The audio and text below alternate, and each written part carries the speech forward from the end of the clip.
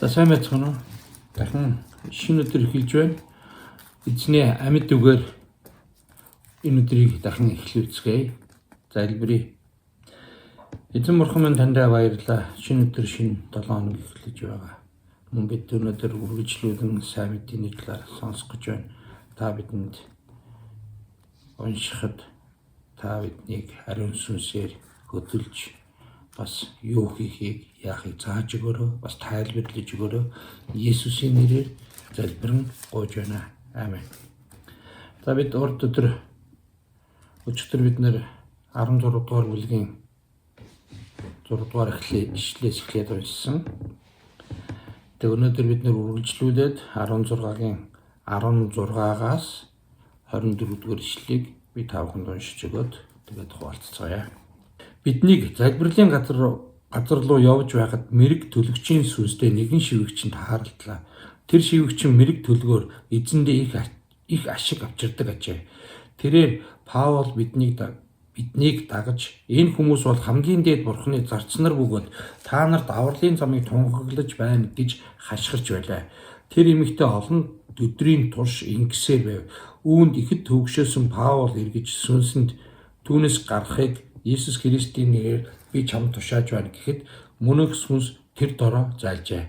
Харин түүний эзэд орлого олох найдвар өнгөрснийг хараад Паул Силас нарыг барьж гудамж зээл дээр эрх баригчдын өмнө чирж авчран тэргүүн захирагчдад аваачиж энэ юудэ хүмүүс манай хотыг үүмүүлж ромчууд бидний хувьд хүлээн авч сахих нийцэхгүй ёс заншлыг тунхаглаж байна.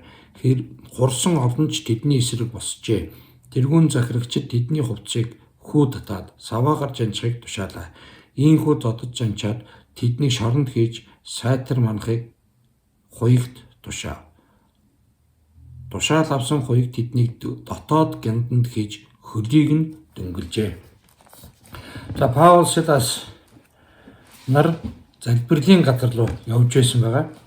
Тэгээд тэнд нэгэн мэрэгч төлөгч шивгчин таарч байгаа. За шивгчин гэх юм бол бас нэг эзэнтэй тэр эзнийхээ даалгавраар мөнгө олдог ийм ажил хийдэг байсан хүн байна.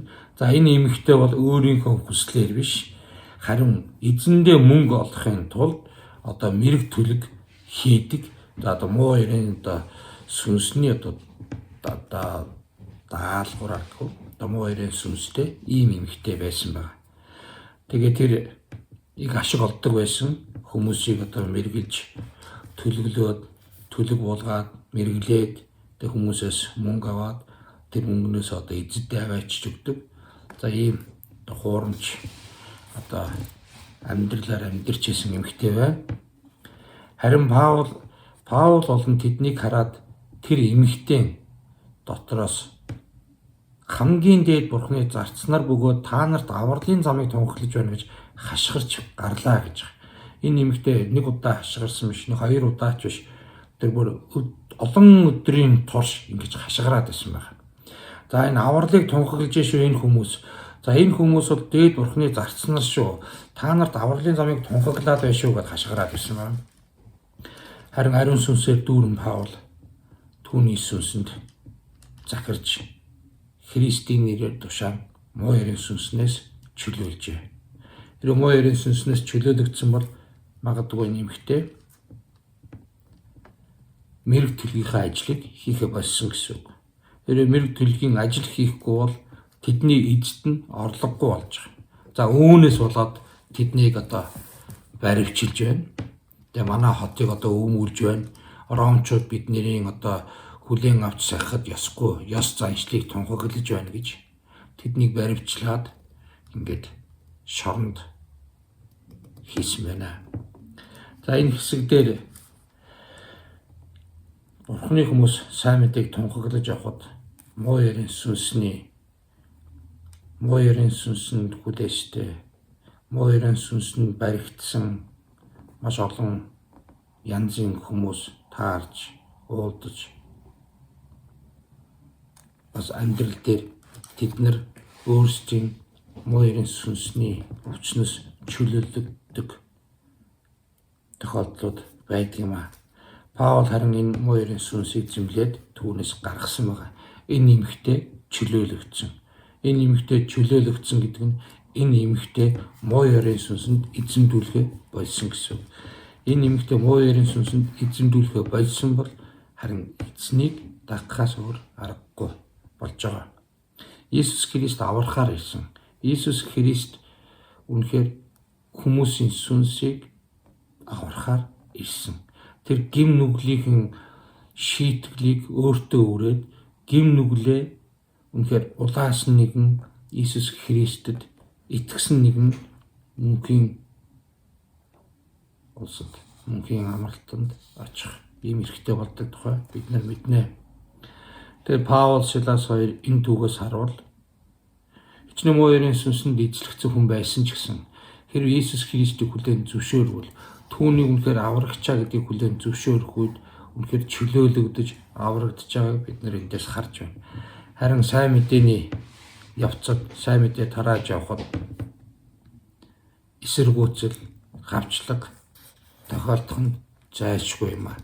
Тэгсэн ч шантрахгүйгээр эзнийг алдаршуулсан магтсаар байх хэрэгтэй. Сайн мэдээгээ ярьсаар байх хэрэгтэй юм аа. Учир нь Паул, Силас нар сайн мэдээ ярихаас өөр ямар ч зүйлийг хийхгүйгээр шийдсэн, дуудагдсан эзний дагалдагч нар юм аа.